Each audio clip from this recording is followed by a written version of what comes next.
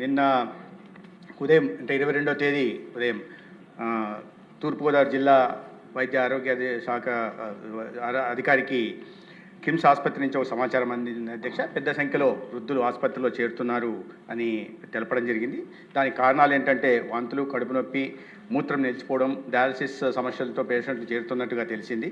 అయితే లాలా చెరువు ప్రాంతంలోని చౌడేశ్వర నగరు, స్వరూప నగర్కి చెందిన వారు ఈ బాధితులందరూ కూడా రోగిగ్రస్తులందరూ కూడా ఈ ప్రాంతానికి సంబంధించిన వారు.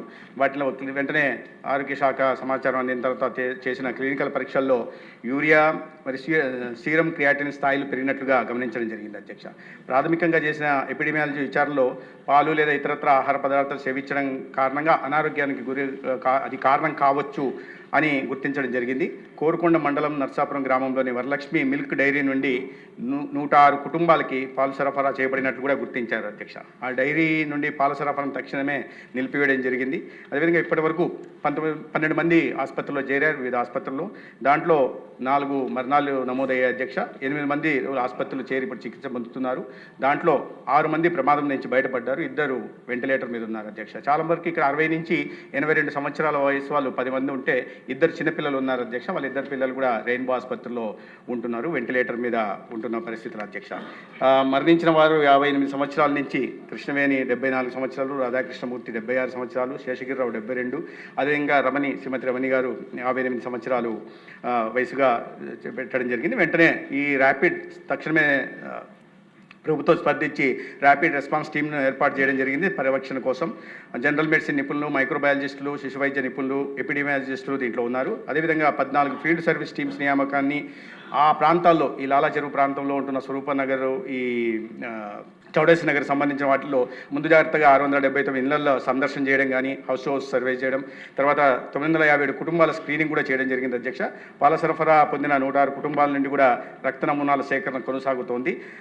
ఆ లక్షణాలు ఉన్న వ్యక్తులను గుర్తించడం, చికిత్సకు రెఫరల్ చేయడము, వైద్య పర్యవేక్షణ, ప్రజలకు సూచనలు కూడా జారీ చేయడం జరుగుతోంది.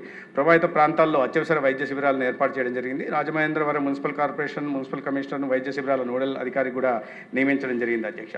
రోగుల చికిత్స పర్యవేక్షణ, వైద్య సిబ్బంది అందుబాటులో ఉండేలా చూడడం, అదే అంబులెన్స్ మరియు రెఫరల్ సేవల సమన్వయం కూడా కోఆర్డినేషన్ పని కూడా జరుగుతూ ఉంది అధ్యక్ష. ఈ నమూనాల సేకరణ చేయడం జరిగింది.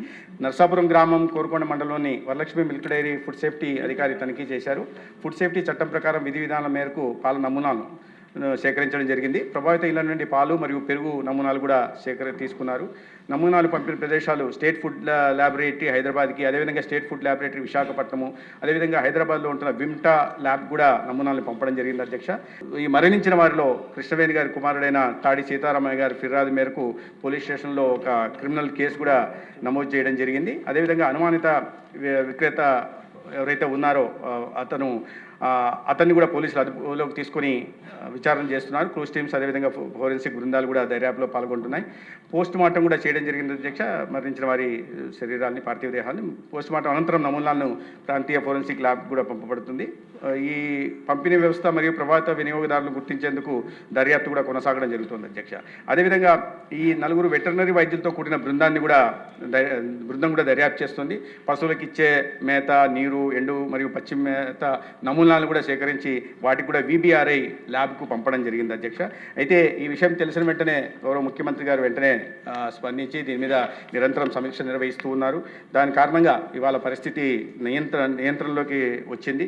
అన్ని శాఖలు కూడా సమన్వయంతో తక్షణ చర్యలు చేపడుతున్నాయి. ప్రస్తుతం పరిస్థితి నియంత్రణలో ఉంది అధ్యక్ష. అయినప్పటికీ కూడా కమిషనర్ హెల్త్ మరియు డైరెక్టర్ ఫుడ్ సేఫ్టీ సహా సీనియర్ అధికారులందరూ కూడా పరిస్థితిని పర్యవేక్షిస్తున్నారు. ల్యాబ్ నిర్ధారణలు, దర్యాప్తు ఫలితాలు వచ్చిన తర్వాత తదుపరి చర్యలు తీసుకోబడతాయి అధ్యక్ష. ఎందుకు చేస్తున్నామంటే అధ్యక్ష, దీని కారణంగా ప్రజల్లో ఒక ప్యానిక్ సిచ్యువేషన్ రాకూడదనే కారణంగా చేయడం జరిగింది. దాన్ని తీసుకోవాల్సిన జాగ్రత్తలు తీసుకుంటున్నాం. ముఖ్యమంత్రి గారు స్వయంగా నిరంతరం సంబంధిత అధికారులకు నేను తెలిసినప్పటి నుంచి కూడా వీటి మీద సమీక్షలు నిర్వహిస్తే పరిస్థితిని అదుపులో పెట్టే ప్రయత్నం చేస్తున్నాం.